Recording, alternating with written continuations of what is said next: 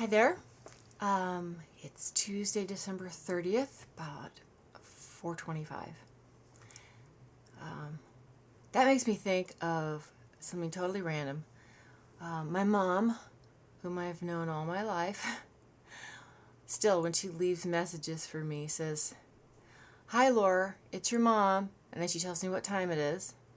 I don't know if you're in the shower or if you're outside. It's kind of a nice day, so I figured you'd be outside. I'll try her on your cell phone too. If she listens to this, she'll think it's funny. I love my mom. Anyway, okay, so I decided that since I was having a fairly good day, I might be able to talk about the days that aren't so good. I've been sick with many things during my life.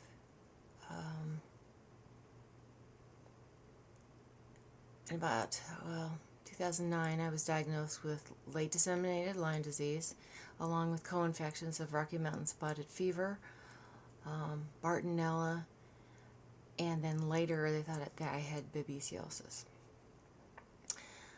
That was 5 years ago, and I've been on antibiotics until recently, which pretty much nuclear bombed me, as my new doctor says. But I wanted to talk about not the diseases, but the treatment, at least for one of them.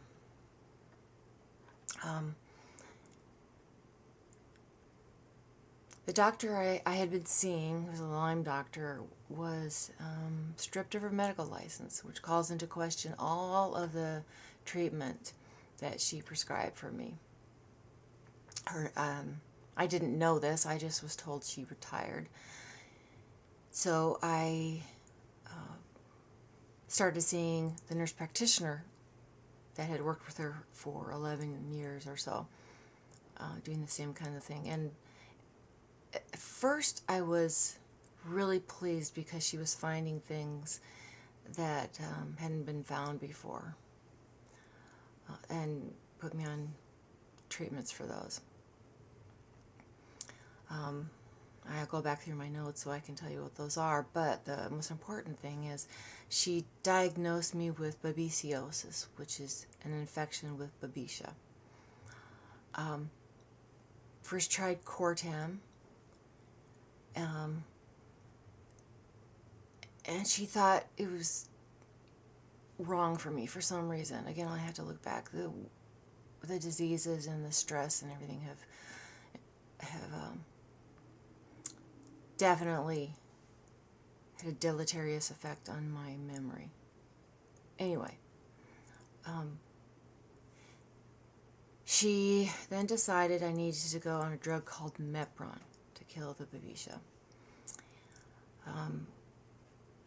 I asked her very specifically if it could cause emotional problems, because when I was on IV antibiotics in Kansas City starting in 2009, I saw what people went through when they were taking Mepron.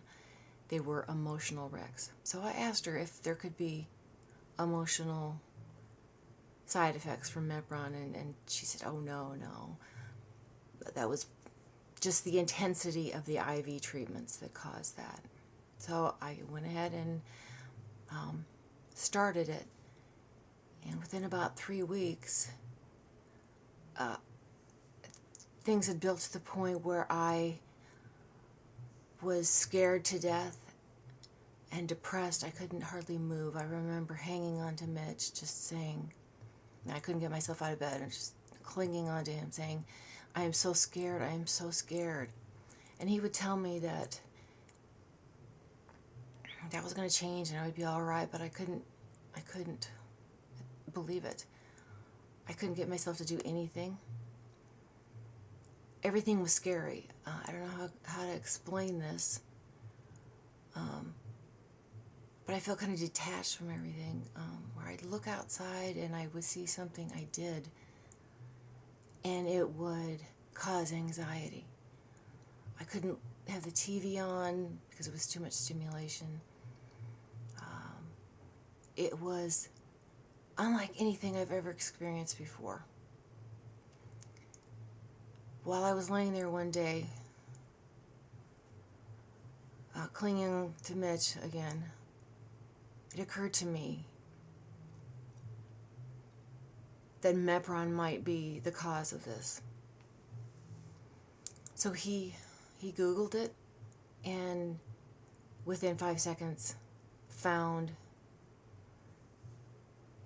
innumerable comments about what Mepron had done to people, saying don't believe that it's a reaction to bugs, germs dying off. It's the side effect of Mepron.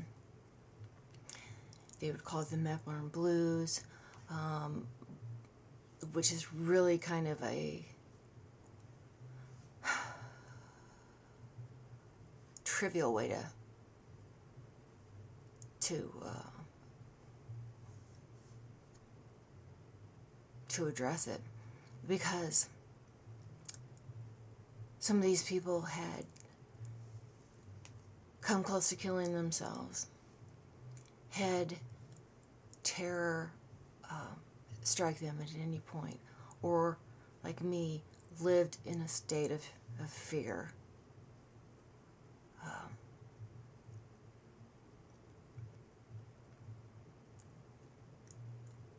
I immediately went off of it, of course, but it was still in my system.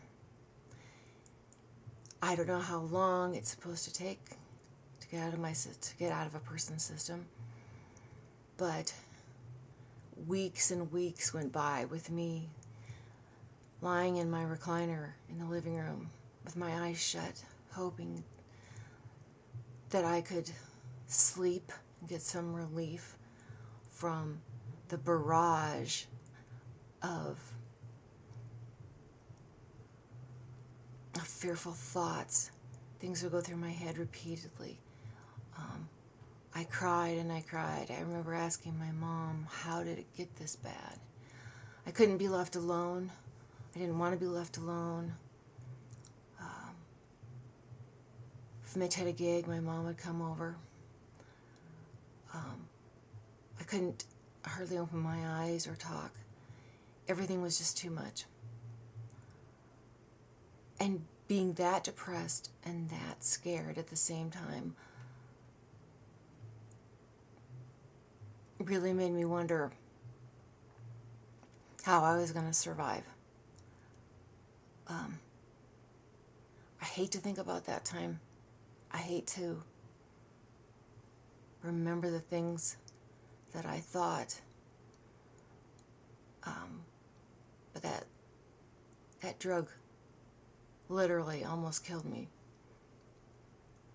because I started looking at the medications I was on and wondering if I had enough of any of the pills to kill myself. And honestly, the reason I wouldn't go there is because, number one, I thought, as a Christian, I, by taking my life, would go to hell.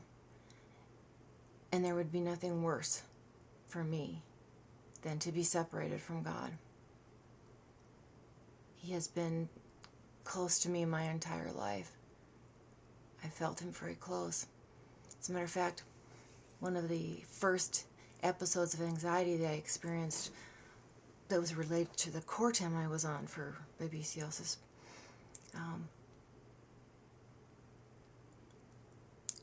I couldn't get this thought out of my head that God had let go of me and I was going to hell.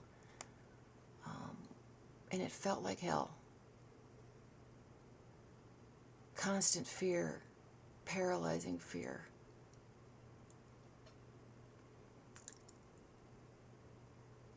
So,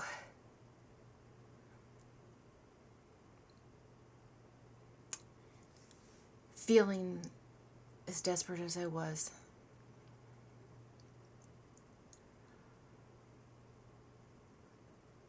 death would have been welcome. But like I said, the utter abandonment I would feel from being separated from God kept me from doing anything. And I knew I couldn't do that to my kids either. I didn't want to cause them more pain than they've already had watching me be sick. Since then, I have been taking an antidepressant that also is supposed to work for generalized anxiety disorder.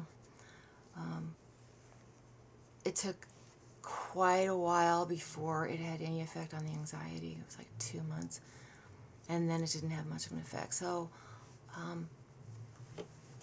I've been taking Klonopin as needed, and I hate to do it. I hate to do it because I feel like it's a sign of being a broken person. Today I haven't taken any, and I have felt inexplicably good. I don't know why, but I am grateful to have one of these days. A few weeks ago I managed to put like 7 days, 8 days, 9 days, something like that in a row where I felt good. And I come from a place of never having any anxiety before. So I didn't know how to deal with it other than just hang on. I read about anxiety and nothing seemed to fit what I was going through, because it's not like I would like obsess over little things and worry about them excessively. I wasn't having panic attacks. I didn't have any of the symptoms of panic attacks. I would wake up afraid, and I would stay that way. And I think I've tried to block a lot of this out of my mind because it's horrendous. It's more than worry. It's more than making something out of nothing. I don't need to be taught how to cope. It was a physiological event that damaged parts of my brain. And I think as I'm healing, I'm coming out of that anxiety, but it's a slow process.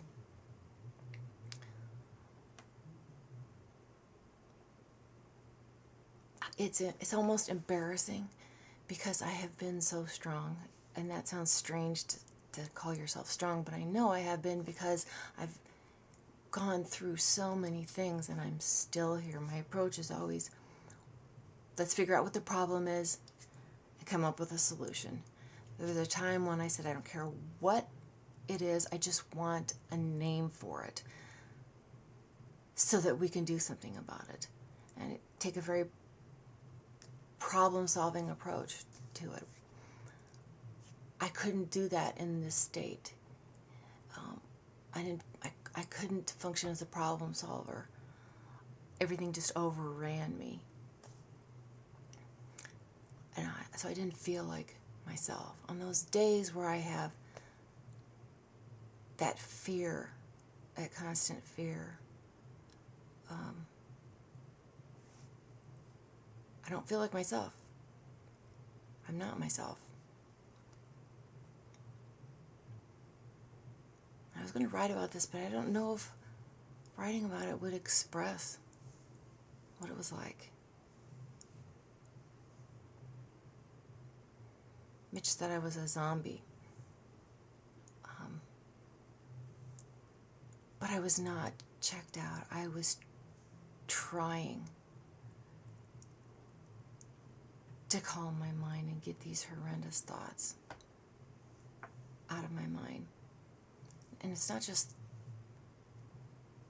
thoughts that were haranguing me. I would just have fear for absolutely no reason.